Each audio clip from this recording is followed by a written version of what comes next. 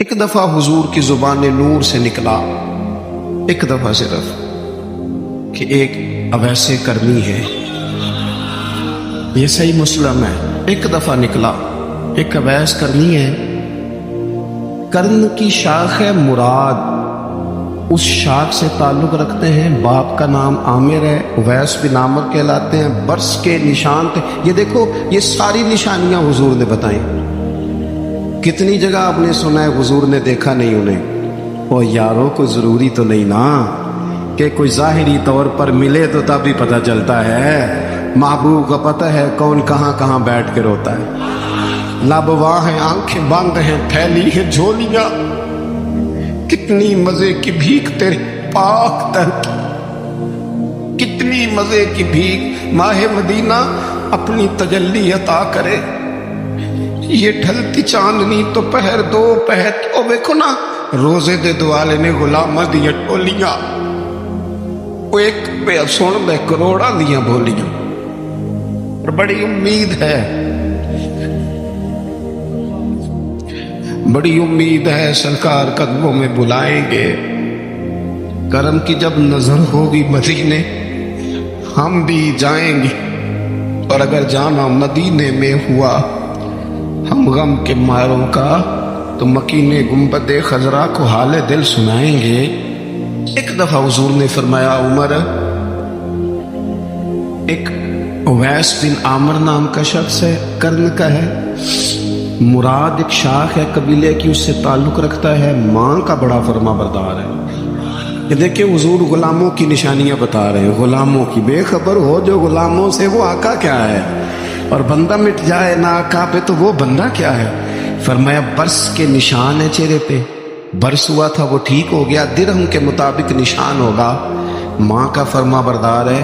اور حضور نے فرمایا عمر، اس بندے کی شان اتنی ہے کہ وہ اگر اللہ کو کوئی قسم دے دے تو رب پوری کر دیتا ہے۔ فرمایا اگر عمر تیری ملاقات ہو گئی نا تو اس سے اپنے لیے دعا کرا لینا۔ بس طے کر لیا حضرت عمر نے، جو بندہ بھی یمن سے آئے عمر پوچھے اویس کو جانتے ہو، اویس کو جانتے ہو، جو بھی ملے نا حضرت عمر پوچھے اویس کو جانتے ہو۔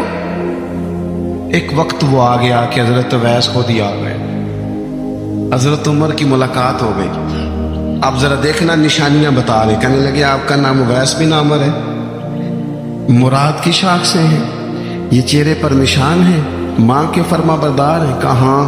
کہنے لگے اٹھاؤ پھر ہاتھ میرے لیے دعا کرو۔ حضرت اویس بن عامر اویس کرنی رضی اللہ تعالیٰ عنہ کہنے لگے عمر میں آپ کے لیے دعا کروں؟ فرمایا کرو نا، اس لیے کہ مدینے والے حبیب نے کہا تھا دعا کرانا، حضور نے کرو نا دعا، ہم نے تو طے کر لیا، ایک نقشہ محبوب نے بتایا تھا ایک دفعہ کہ وہاں سے آئے گا، ایک دفعہ وہ نقشہ بتایا تھا کہ وہ کرن کا یمن کا، ایک دفعہ کہا تھا وہ آئے گا، بس پھر میری عمر مدینے تے ٹبیاں دی تصویر بناؤں دے ہی گزر گئی۔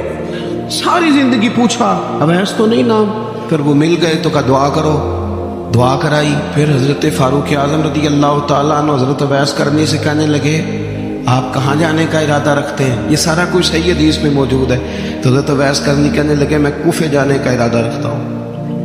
کہا میں کوفے کے گورنر کے نام خط لکھ دوں کہ اویس آ رہا ہے؟ تو حضرت اویس کرنی کہنے لگے نا نا نا نا، ہمیں پروٹوکول نہیں چاہیے، میں نا سادہ رہنا پسند کرتا ہوں، اسی کسے دے کچھ نہیں جے لگتے، نہ کوئی ساڈا دردی، بس کونے میں پیچھے، ہم کوئی سٹیج کے شوقین لوگ ہیں، ہم کوئی نعروں کے شوقین لوگ ہیں، ہم کوئی تصویروں کے شوقین، ہم تو پیچھے بیٹھنا، بس کسی کو نظر آئے نہ آئے۔